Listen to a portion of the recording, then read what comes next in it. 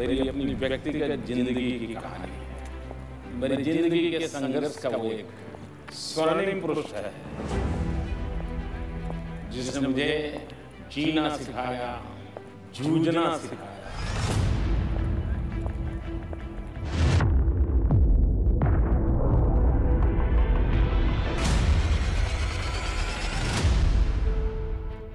प्रधानमंत्री नरेंद्र मोदी की जिंदगी का ये कौन सा पन्ना है जिससे दुनिया अनजान है?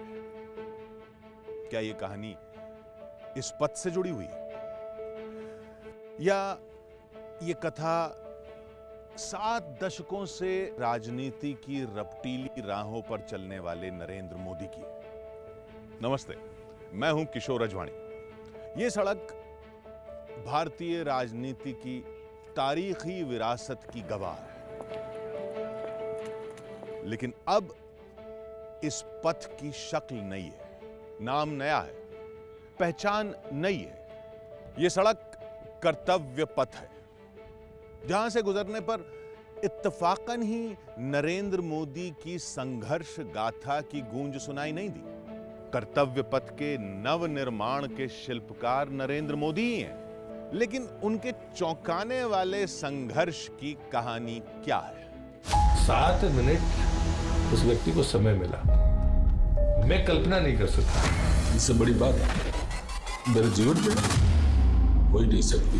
वो घटना अभी नजर से हटती नहीं है। ऐसे स्थान पे जाना जहाँ पे कोई पता नहीं कौन सी घटना घट जाए और पूरा देश इसके लिए चिंतित था।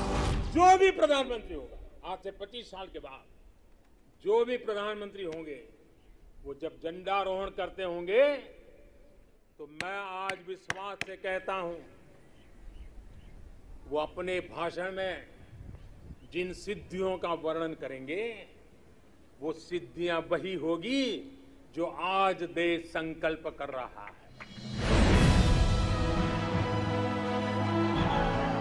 ये संकल्प नरेंद्र मोदी ने लिया, एक सपने को साकार करने के लिए लिया।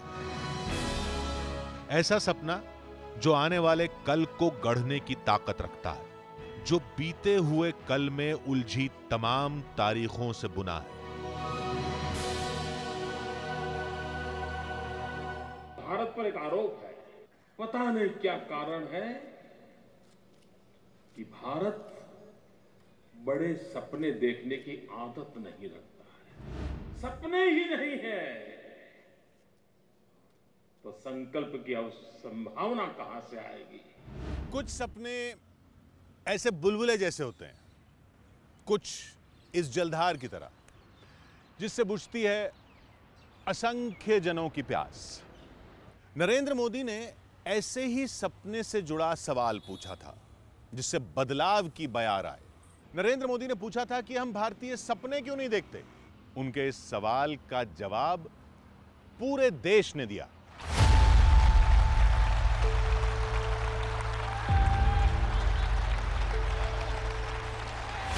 मैं नरेंद्र दामोदर दास मोदी ईश्वर की शपथ लेता हूं। मिथकों के मटिया मेट होने का आरंभ यहीं से हुआ, फिर हर दिन होता ही गया।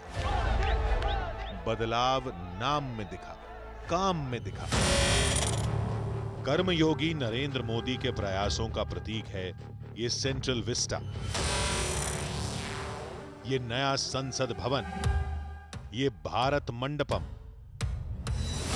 भारत मंडपम में G20 का ऐतिहासिक आयोजन, नई दिल्ली G20 लीडर्स घोषणा पत्र पर आम सहमति बनी।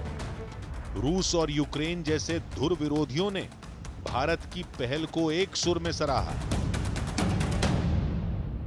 जब हम कोविड को हरा सकते हैं तो हम आपसी विश्वास पर आए इस संकट पर भी विजय प्राप्त कर सकते हैं। नरेंद्र मोदी की कोशिश से दुश्मन देशों को कूटनीति बदलनी पड़ी है। मौजूदा वक्त में नरेंद्र मोदी सबसे बड़े स्टेट्समैन हैं, इसमें किसी को शक नहीं। लेकिन नरेंद्र मोदी की इस यात्रा के कुछ पड़ाव अचंभित करने वाले हैं।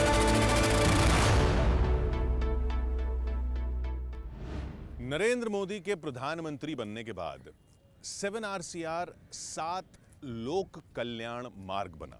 प्रधानमंत्री निवास में कई बड़े बदलाव हुए। 7 लोक कल्याण मार्ग की दहलीज पर ऐसी दस्तक सुनाई देने लगी जो पहले कल्पना से परे थी।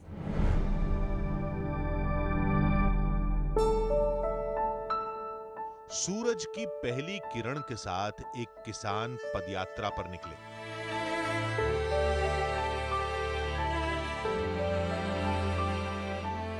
गांव की पगडंडियों को लांघते हुए वो तेजी से हाईवे के किनारे पर पहुंचे। यहां उनकी चाल तेज होती गई क्योंकि 700 किलोमीटर लंबे सफर पर वो निकले थे। देवरी से दिल्ली की दूरी नाप रहे थे वो। किसान की पदयात्रा का आखिरी पड़ाव रायसीना हिल की ये पहाड़ियां थी। वो साउथ ब्लॉक में आकर खड़े हुए के फोन लगा के मुझे कहते हैं कि मुझे प्रधानमंत्री से मिलना है, नहीं तो मैं जाके वहाँ उनके दरवाजे पर बैठूंगा। तो मुझे स्वाभाविक दुख भी हुआ, गुस्सा भी आया कि भाई एक तो बताया नहीं, पर आप जब पहुँच गए तब आप मुझे कह रहे हो। प्रधानमंत्री के दरवाजे पर अजीब कशमकश ने दस्तक दी थी, लेकिन जो कुछ वहां हुआ वो प्रहलाद सिंह पटेल की सोच से परे था। साहब ने उनको मिलने का समय दे दिया और 7 मिनट उस व्यक्ति को समय मिला। मैं कल्पना नहीं कर सकता। एक तरफ एक किसान और दूसरी तरफ डॉलरों में कमाने वाले अमेरिका के संपन्न भारतवंशी, दोनों के लिए मोदी हीरो हैं। इन्हीं नरेंद्र मोदी की एक झलक पाने का इवेंट ब्लॉकबस्टर बन जाता है।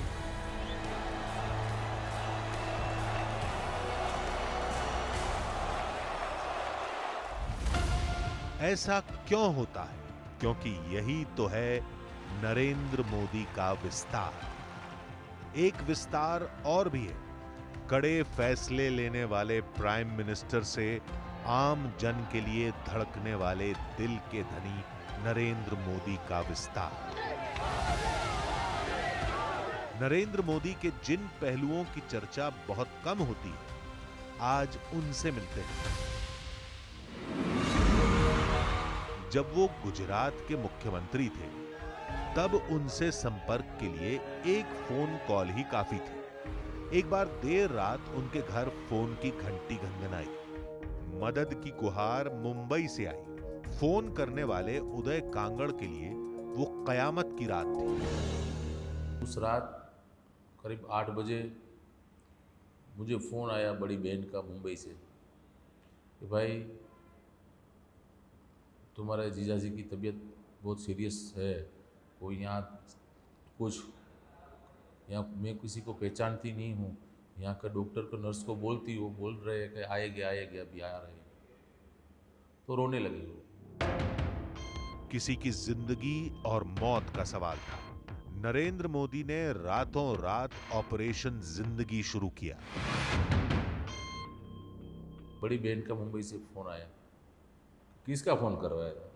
यहाँ बहुत डॉक्टर आ गए, सब अच्छे से।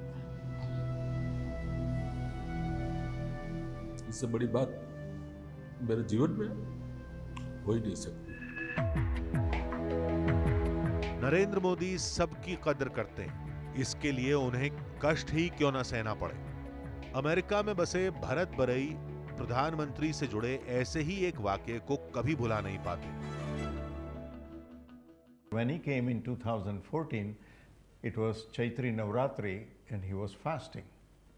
So at time of dinner, Dr. Jaishankar said, Dr. Barai, he's fasting, he's not even taking water.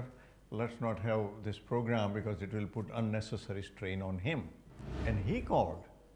He said, okay, let's bring them. I want to meet them and have a quick picture.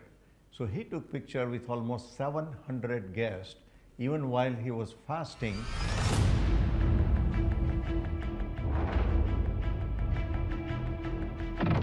तपस्वी जैसा धैर्य, किसी बड़े techno savvy जितने up to date. Narendra Modi को सबसे बड़ा political brand बनाती है उनकी समय से आगे की सोच। मोदी जी उस समय, मैं 96-97 की बात कर रहा हूं, जब उनका ईमेल अकाउंट था, उनके पास एक कम्युनिकेटर था, नोकिया कम्युनिकेटर। हम लोग इतने इतने मोटे मोटे फ़ोन लेकर चलते थे, पर लेकिन उनके पास नोकिया कम्युनिकेटर था जिसके जरिए वो कम्युनिकेट करते थे। नरेंद्र मोदी ने संवाद के हर माध्यम को जनसेवा का औजार बनाया। उनकी खिंची इसी लकीर पर विरोधी भी चलने को मजबूर है। जब ट्विटर आया, फेसबुक आया, सोशल मीडिया को एक तरह से अर्ली अडॉप्टर्स यदि राजनीति में है भारत में, ये केवल और केवल मोदी जी है।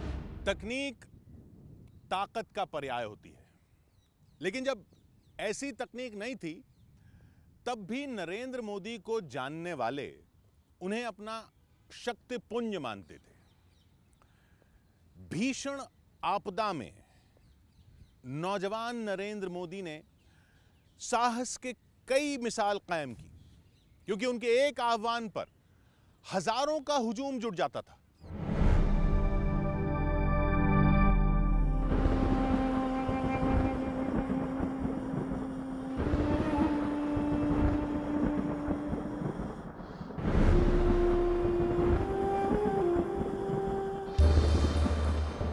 मोरबी का आसमान स्याह था। काले बादल छटने का नाम नहीं ले रहे थे। रह रहकर कौंधती बिजली रूह कंपा रही थी। रात गहराते ही मूसलाधार बारिश शुरू हुई। अगले दिन बारिश और घनघोर हो गई। पूरा मोरबी शहर लबालब हो गया, जिसके बाद मोरबी नदी में ऐसा उफान आया कि उस पर बना मच्छू बांध ढह गया। जो डैम मोरबी का टूटा, तो राजकोट से लोग उनकी सेवा के लिए दौड़ने शुरू हुआ। अहमदाबाद इत्यादि संघ के सभी स्थानों से जो प्रचारक इत्यादि है वो सब लोग मोरबी आ गए और मोरबी में सब अपना हेडक्वार्टर बनाया।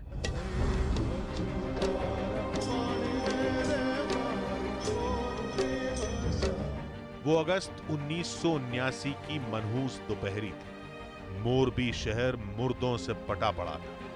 कीचड़ में धंसे शवों को न कोई छूने वाला था, न कोई अंतिम क्रिया करने वाला। कुछ देवदूत तब वहां पहुंचे, जिनके अगुवा नरेंद्र मोदी थे।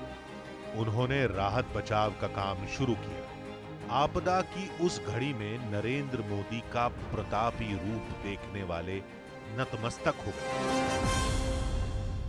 और साधना कराने वाले हमको नरेंद्र भाई थे।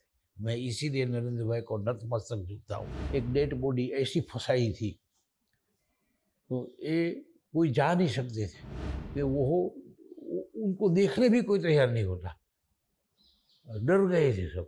उसमें नरेंद्र भाई कूद के अंदर गए और ये डेड बॉडी को उठाकर, तो उनको सब बोलने लगा मोदीमल मोदीमल मोदीमल।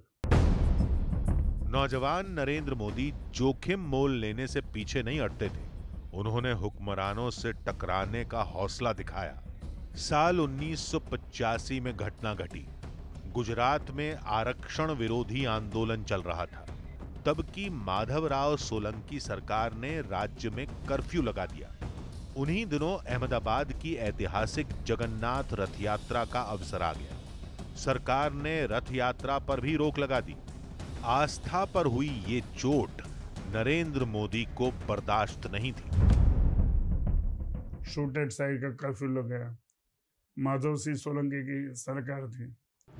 मुझे याद है कि पूरे रात को 6-7 बजे लेकर मॉर्निंग 5 बजे तक उन्होंने छोटे छोटे ग्रुप में भी 10-10 की ग्रुप बैठक ली, गोपालों की बैठक ली, महावतों की बैठक ली, जो रथ यात्रा कर रहे थे उनकी बैठक ली। खुद तब तो शायद वो कोई ऐसी पोस्ट पर भी नहीं थे। रथ यात्रा पूरे धूमधाम से निकली। नरेंद्र मोदी के कुशल नेतृत्व की पहली झलक आरएसएस के पदाधिकारियों ने यहां देखी। इसके बाद नरेंद्र मोदी का राजनीति में पदार्पण हुआ। ये साल 1986 की बात है, जब नरेंद्र मोदी ने भारतीय जनता पार्टी का दामन थामा। इसके बाद दो अहम चुनौतियों ने नरेंद्र मोदी की नेतृत्व क्षमता को निखारा। पहली सोमनाथ से अयोध्या की रथ यात्रा और दूसरी श्रीनगर के लाल चौक तक एकता यात्रा। 25 जनवरी को रात को यानी कि दोपहर को तक आ गए थे, ताकि दूसरे दिन सारी व्यवस्थाएं देखनी थी। और उसमें केसरी वाहिनी बनी थी राष्ट्रीय सुरक्षा की दृष्टि से, ये यात्रा यानी के साथ रहे। आतंकवादियों ने एकता यात्रा के दौरान कत्लेआम की धमकी दी थी। नरेंद्र मोदी ने उस धमकी का जवाब कुछ यूं दिया था। लाल चौक में पोस्टर्स लगाए, दीवारों पे लिखा है, जिसने अपनी मां का दूध पिया हो वो श्रीनगर के लाल चौक में आए, आकर के भारत का तिरंगा झंडा फहराएं, और अगर वो जिंदा वापस जाएगा तो आतंकवादी उसे इनाम देंगे। आतंकवादी कान खोल करके समझे। 26 जनवरी को परसों, अब चंद घंटे बाकी हैं, लाल चौक में फैसला हो जाएगा किसने अपनी मां का दूध पिया है। तब राष्ट्रभक्तों ने दहशतगर्दों को छठी का दूध याद दिलाया। तय जगह तय वक्त पर शान से तिरंगा फहराया। इस एकता यात्रा को सफल बनाने के लिए नरेंद्र मोदी ने कई रातें बिना सोए गुजार दी। मैंने बहुत सारी व्यवस्था देखी थी, बड़े बड़े कार्यक्रम भी देखे थे, विश्व हिंदू परिषद के कार्यक्रम भी देखे थे, लेकिन आदरणीय नरेंद्र भाई मोदी जी का जिस प्रकार उन्होंने उस व्यवस्था को संभाला, जोशी जी के लिए यात्रा वहाँ पहुँचे, तिरंगा वहाँ चढ़े, ये हमारे लिए गौरव का विषय था।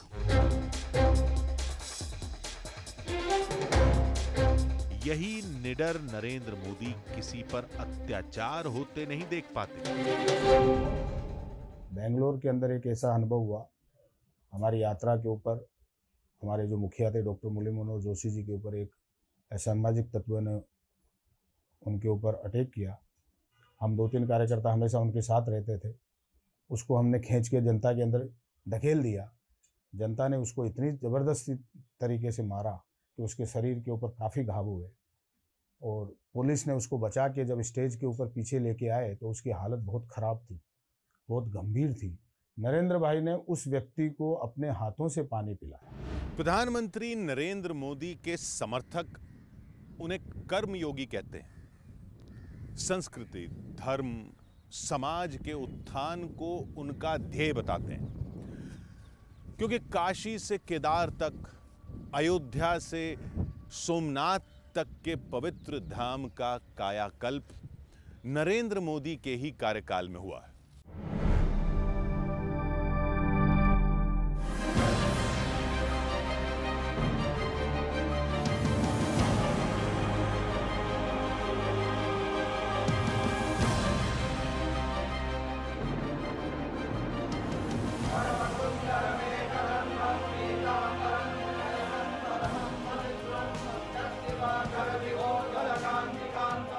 काशी के इतिहास ने नई करवट ली। अथक प्रयासों से विश्वनाथ धाम का कायाकल्प हुआ। काशी विश्वनाथ धाम के लोकार्पण पर प्रधानमंत्री नरेंद्र मोदी ने एक अनोखी बात कही थी। जो मां गंगा उत्तर वाहिनी होकर बाबा के पांव पखारने काशी आती है, वो मां गंगा भी आज बहुत प्रसन्न होगी। अब जब हम भगवान विश्वनाथ के चरणों में प्रणाम करेंगे, ध्यान लगाएंगे, तो मां गंगा को स्पर्श करती हुई हवा हमें स्नेह देगी, हमें आशीर्वाद देगी। विश्वनाथ धाम परिसर के इस स्वरूप का स्वप्न सबसे पहले प्रधानमंत्री की मां हीराबेन ने देखा। उन्होंने पुत्र नरेंद्र मोदी को बाबा विश्वनाथ धाम को ऐसे संवारने की सलाह दी कि मंदिर से सीधे गंगा दर्शन हो सके। उतने बड़े प्रोजेक्ट के लिए जो भवन बने हुए थे उनको सबको जो है एक्वायर करना, और वो भी निर्विवाद रूप से लोगों का सहयोग लेके एक्वायर करना, साधु संतों का जो है सहयोग लेना, ये काम सोचा भी नहीं जा सकता कि वो हो सकता था। प्रधानमंत्री नरेंद्र मोदी ने मंदिरों के पुनरुद्धार का प्रण ले रखा है। 5 अगस्त 2020 को प्रधानमंत्री नरेंद्र मोदी ने अयोध्या में राम मंदिर की नींव रखी। अगस्त 2020 में नरेंद्र मोदी ने सोमनाथ मंदिर में 80 करोड़ की कीमत के 3 प्रोजेक्ट का उद्घाटन किया। 2019 में प्रधानमंत्री ने बहरीन में 200 साल पुराने श्री कृष्ण मंदिर के जीर्णोद्धार का कार्यक्रम शुरू किया। पीएम मोदी ने 2018 में संयुक्त अरब अमीरात के अबू धाबी में पहले हिंदू मंदिर का शिलान्यास किया। इससे पहले 2016 में 4 धाम परियोजना की शुरुआत पीएम नरेंद्र मोदी ने की। 2014 में प्रधानमंत्री बनने के बाद सबसे पहले केदारनाथ धाम के पुनरुद्धार का बीड़ा उन्होंने उठाया।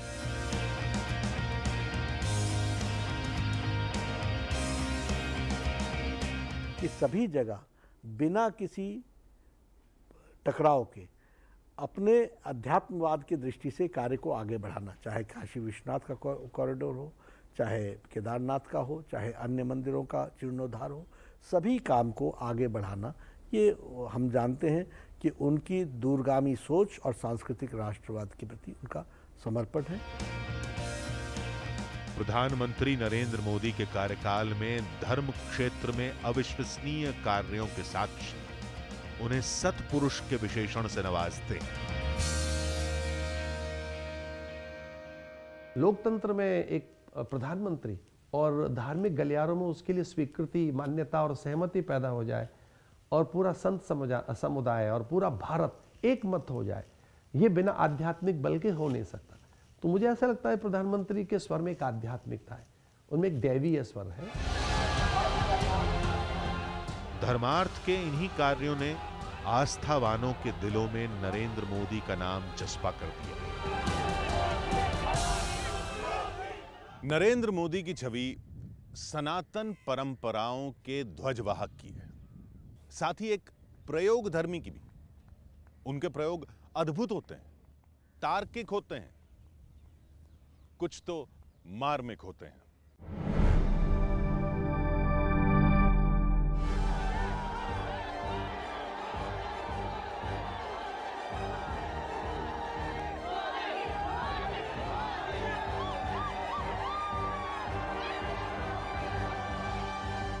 बड़ी मन को छूने वाली सी घटना थी। माननीय प्रधानमंत्री जी ने देखा, वो अपने स्थान से उठे, पोडियम तक गए और उन्होंने अपने हाथ से स्वयं उस माइक को नीचे करके महिला के चेहरे तक लाकर उसको एडजस्ट किया और उसके बाद वो जो हमारी ग्राम प्रधान थी, उन्होंने सरलता के साथ अपना भाषण दिया।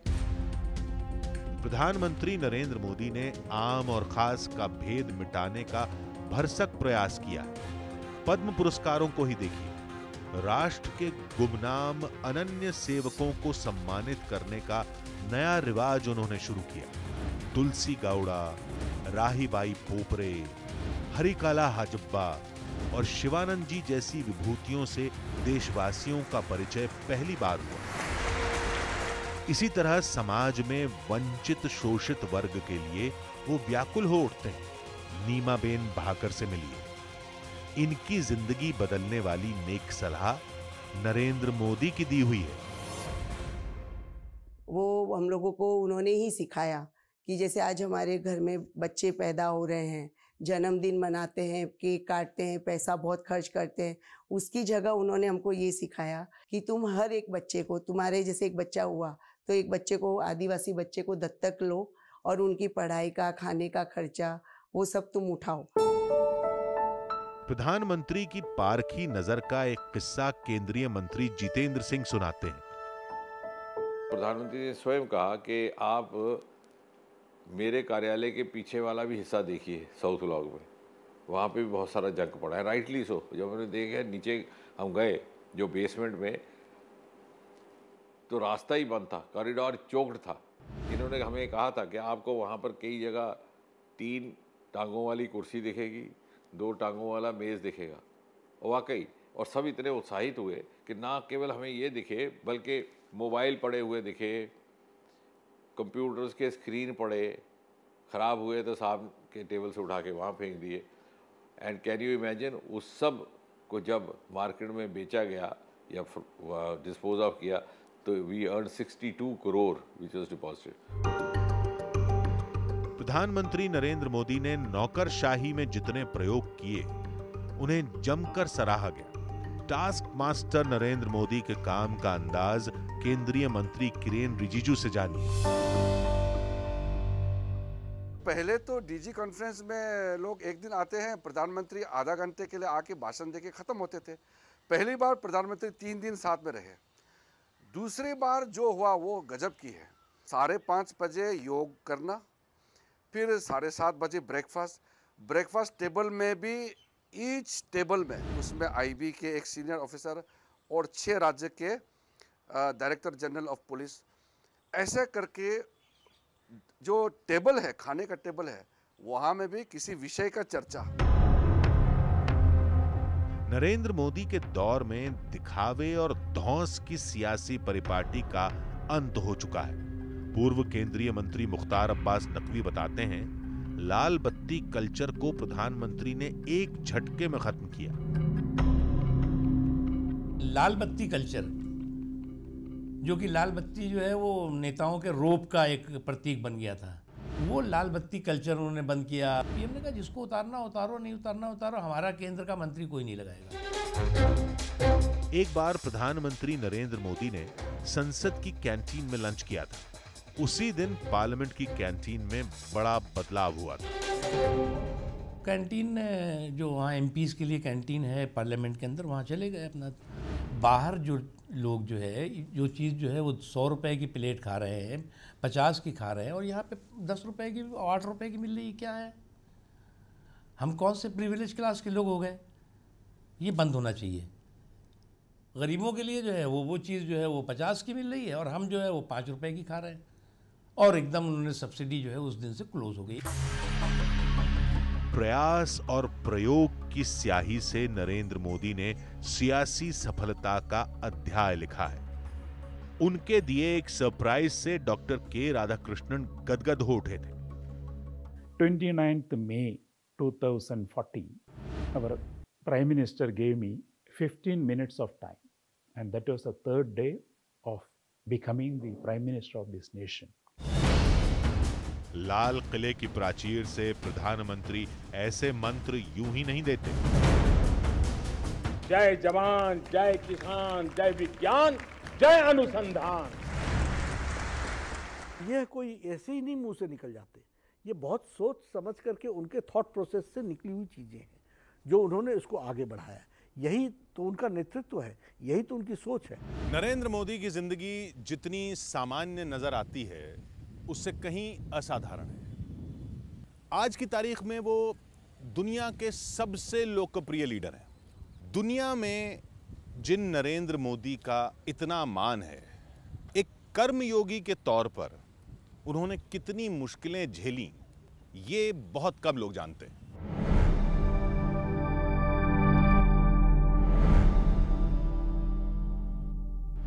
आज मेरा दोस्त अरुण चला गया। बड़ी दुविधा की पल है मेरे सामने। एक तरफ कर्तव्य भाव से बंधा हुआ हूं, दूसरी तरफ दोस्ती का एक सिलसिला भावनाओं से भरा हुआ है। कर्म पथ पर ऐसी दुविधाओं से नरेंद्र मोदी का सामना कई बार हुआ, मगर वो कभी डिगे नहीं। उन्होंने भावनाओं के ज्वार के बीच सामंजस्य बनाए रखा। भरत परमार बताते हैं कि नरेंद्र मोदी ने काम के दौरान दिन रात का फर्क भुला दिया था। नरेंद्र भाई आए, बोले क्या है? मैंने बोला अभी रजिस्टर लिखने का काम चालू है। सबको पूछा, मैं तो जानता था कि पोल पकड़ लेंगे तो बोले कितना समय लगेगा रजिस्टर लेके आने में? 2-3-4 घंटा तो लग जाता है। फिर बता दिया कि मैं यहाँ ही बैठने वाला हूँ, 4:30 बजे ख़त्म हुआ सबका। ये हमारा अनुभव रहा कि 4:30-5 बजे सुबह में भोर होने के समय ये काम पूरा करवाया। पूरी रात नरेंद्र भाई बैठे, ये छोटी बात नहीं है। कार्यकर्ता के तौर पर नरेंद्र मोदी की बचत की कहानी कम दिलचस्प नहीं है। मोदी जी बस में आते थे तब भूतड़िया पर हमारा बस डिपो रहता था, तो वहाँ से पैदल चल के, मोदी कभी रिक्शा लेते नहीं थे, तो पैदल चलते चलते सुबह 8-9 बजे पहुँच जाते थे। उनका जीवन में पैदल चलने यात्रा है, क्योंकि पार्टी के पैसे कैसे बचाने हैं। गुजरात बीजेपी संगठन के कामकाज में नरेंद्र मोदी को अक्सर देर रात हो जाती थी, इतनी देर कि उनके पार्टी दफ्तर पहुंचने पर सब गहरी नींद में होते, इसलिए उन्हें खाली पेट रात गुजारनी पड़ती। भोजन तो बाकी है तो कुछ तो करना पड़ेगा। बोले नहीं दूध है, तो मैं बोला दूध तो होगा, तो बोले मुझे दूध दे दो 1 गिलास। तो बोला ठीक है। ऐसा मैंने उनको कहा तो वो बाहर जाके वापस बरंडे में बैठ गए। मीन टाइम मैंने दूध चेक किया तो दूध भी 1 कप से भी कम था, तो मुझे वापस ठीक नहीं लगा, तो मैं वापस आया बाहर। मैंने आके उनको कहा कि नरेंद्र भाई दूध तो 1 कप से भी कम है। तो उन्होंने बोला जितना है इतना दे दो, चलेगा। नरेंद्र मोदी को एक बार केदार तांबे ने घर पर कुछ दिन रहने और आराम करने की सलाह दी थी। इस नेक सलाह पर नरेंद्र मोदी ने जो जवाब दिया, उसने केदार तांबे को दंग कर दिया था। आप बहुत काम करते हो, आप आराम करने के लिए कभी आओगे घर में? तो उन्होंने बताया अब नहीं आऊँगा ये ज़िंदगी में, अगले ज़िंदगी में टाइम मिला तो पक्का आऊँगा। वो दिन है और आज का दिन। नरेंद्र मोदी कर्म पथ पर आगे बढ़ते ही जा रहे हैं। जीवन के 72वें वर्ष में भी उनकी संकल्प यात्रा अनवरत जारी है। इस यात्रा की मंजिल भारत की तरक्की और खुशहाली है। इस लक्ष्य तक पहुंचने की राह उन्हें साफ नजर आती है।